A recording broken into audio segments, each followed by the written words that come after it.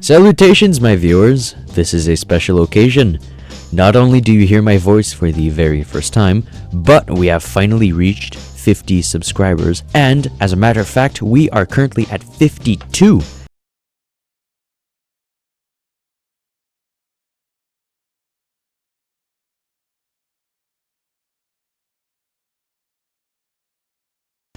This is amazing for me. It's more than anything I could have wanted, and I thank you for your support and your motivation for me to keep making more videos. I have a special contest for this occasion. I'll give you guys more details at the end of the video, but now, 'tis time to speak of a great problem. Dream Theater fans. Nobody hates Dream Theater as much as Dream Theater fans. So today, my friends, we are going to look at some of the worst comments ever said by Dream Theater fans about the band that they so profoundly love. We're going to start on the comments of Dream Theater's Xanadu cover. Last I checked, the comments there were fairly cancerous. Pretty good try for a cover band. Now the rest of the comment is fine, but then Dream Theater hasn't made anything worth listening to since Images and Words. I'm sorry, but what? Nothing worth listening to since Images and Words? I'm going to let the music speak for me, because you clearly have not listened to anything they've made post Images and Words.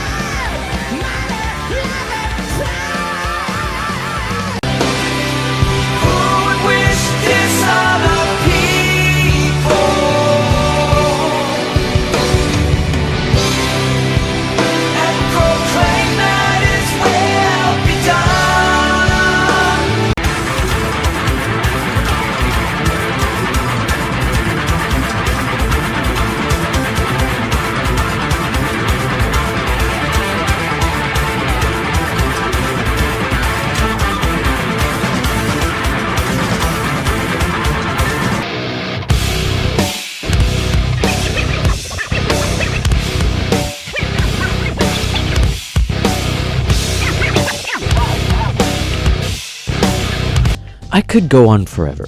Images and Words, in my opinion, really pales in comparison to most of their other works, especially the 2000s era. So, let's move on to the next comment. James LaBrie destroyed the classic. He knows he's not able to reach high notes anymore and still tries to do it. Arrogance? No, maybe it's because Rush asked Dream Theater to cover this song. What would have been very arrogant is if James said, "Nope, we're not doing this song because I can't sing it." It doesn't even sound that bad, honestly.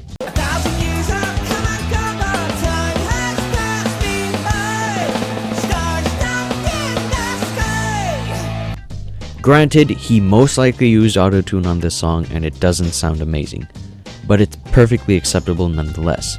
Cut some slack to LaBrie, guys. The man is 54 years old and he's covering a young Geddy Lee in his prime. The Geddy Lee. You know, the one with the super high-pitched voice? Nowadays, Dream Theater writes to accompany James' vocal range. Xanadu was not written to accommodate James LaBrie's vocal range. Alright, so moving on. We have much more to look at. Let's look at some of the comments on a live version of Space Divest. Honestly, I respect every opinion, but to me this is Kevin's song. Dream Theater shouldn't play this song ever. More was the heart and soul of Dream Theater. Again, just my opinion. I honestly can't stand Dream Theater post-More era. Even Scenes from a Memory. I can't stand that album. Dream Theater died in a wake, at least to me. Now that is a good comment, Agent Gymnast. However, I respectfully disagree. Kevin Moore, lasting only 2 albums, was never really passionate about playing in Dream Theater in the first place. His musical tastes changed quite a bit, and soon enough Moore just wanted out. Hardly the heart and soul of Dream Theater. Take a look at Rude S playing live. Isn't he enjoying himself? Look at him. And to your last point, I think anyone who doesn't like anything past Awake or Images and Words really just has to listen to one of their albums in its entirety.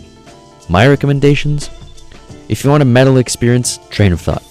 If you want a truly epic prog album, Octavarium. Every song just escalates to one massive final track at the end, and it's incredibly rewarding. For something very dark yet soulful, 6 Degrees of Inner Turbulence. Just put on some headphones and fall into this amazing experience. I promise you, you'll like it. What a shitty piano tone.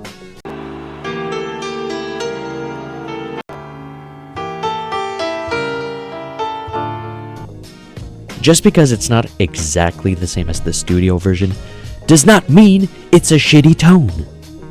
LaBrie certainly knows how to butcher songs live. During the whole of the performance, he does not sing one single wrong note. LaBrie's voice of 1993 is never going to return. Well, no shit. Okay, this is getting repetitive.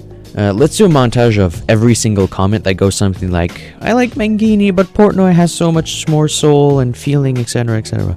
Go!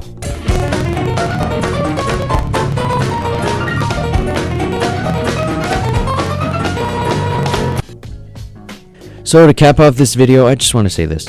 I respect all the opinions expressed in this video, even if they're stupid. But incessantly hearing about all these comparisons between Mangini and Portnoy, Rudess and more, and all the whining about LaBrie's voice, it just gets tiring. At the end of the day, we should just enjoy the music this band does. I have nothing but respect for Dream Theater. They did some bad stuff, they did some amazing stuff, and whether or not you enjoy it, you have to admit that Dream Theater, in the end, is a really amazing band. Hey, if you're still watching, you probably want to know about the 50 subscribers special. You may or may not know that I play bass. I like to think that I'm fairly okay at it, so as a present, I'll do a bass cover of any song you want. Comment down below the name of the song you want me to cover. I'll choose the winner at random, and I'll cover the song for you. So, please, I'm just asking you this. Think long and hard about the song you want me to cover. Like, was there ever a bass cover you wanted to hear on YouTube but it didn't exist? It's your chance. Don't ask me to cover something by AC/DC or YYZ by Rush, because there are a lot of these bass covers on YouTube already. But hey, if you comment that and win, I'll do it. Alright, cheers my friends, I'll see you next time.